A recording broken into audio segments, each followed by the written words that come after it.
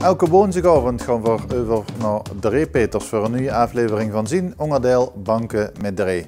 En Dree, vorige week was toen nog in Linnen. Maar waar ben je deze week? Ja, dat ben ik nog steeds, Olaf. Ik ben nog steeds, maar weer een paar dagen later. Want hier staat de jaarvergadering van de BCL.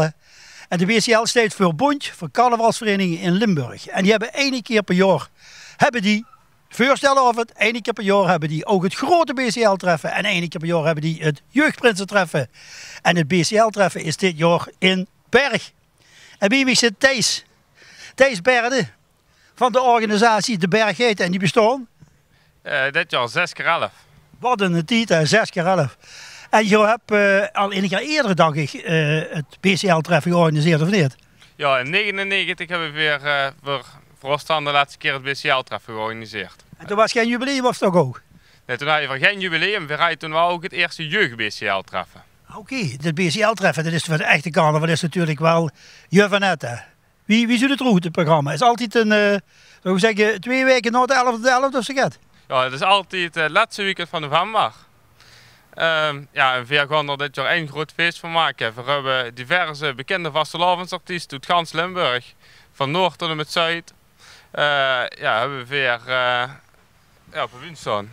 En ja, alleen op de bühne. Maar je hebt natuurlijk ook het BCL-treffen besteed hoe de vrijdagavond. Wat is er aan te doen? Op vrijdag, en welke vrijdag? Op vrijdag, 24 november, hebben we weer de nacht.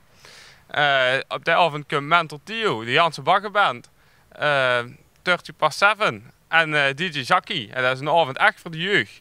Daar komen we flink feest maken. Op vrijdag of op zaterdagavond hebben we Maan van de Voice of Holland. Martijn Fischer, bekend van André Hazes in de musical uitgespeeld. De Bruce Brothers Tribute Band. Geweldig zeg. En ik voor zondag treffen, is er een optocht in Berg? Nee, we hebben in Berg geen optocht. Want allemaal die lui in Berg, dat zijn geweldige vrijwilligers. Die komen ons allemaal helpen.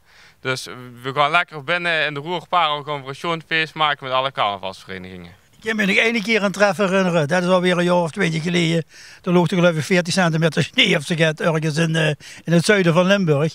Maar dan heb je hoeveel verenigingen gaan er komen? Hoeveel heb je er nu al ingeschreven? We hebben nu al ruim 30 inschrijvingen.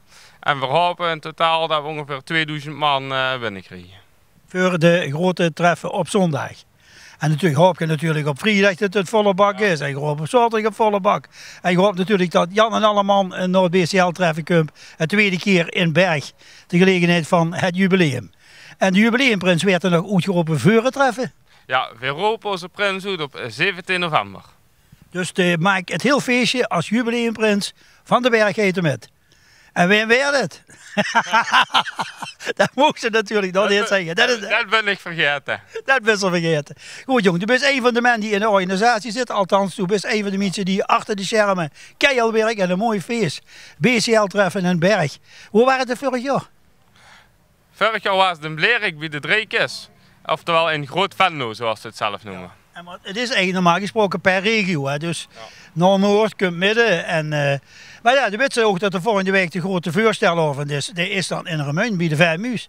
Daar ben ik dan bij betrokken. Dan kunnen het artiesten zich presenteren aan de lui die gaat organiseren. Dan heb je hier het geweldige treffen in het laatste weekend van november. Zo net voor de advent. Dat is ook het laatste keer dat we de muts op mogen zitten. En dan krijgen we nog een keer het jeugdprinsentreffen. Dat is ook niet wiet van ons af. Dus dat is ook ergens hier in het midden. Wat kunt je de lui nog zeggen, omdat ze zeker moeten inschrijven voor het geweldige BCL-treffen? Ik zou zeggen, kom zeker allemaal. Het werd een geweldig feest. Niet duur. Entree voor de vrijdag en de zaterdagavond is slechts €11. Een mooi symbolisch bedrag voor een geweldig programma. En op zondag houden we natuurlijk dat alle vastelavondsverenigingen daar zijn. Dat we samen als leden van de bond een schoon gezamenlijk feest kunnen hebben. En ons samen een pilsje kunnen drinken en onderlinge bijna iets extra kunnen aanhalen. Thijs. En de betere ambassadeur hadden ze een Berg niet kunnen vinden om dit te kunnen vertellen voor dit BCL-treffen 2017 in Berg. We gaan nu vergaderen met de bond. Maar hier in ieder geval veel succes.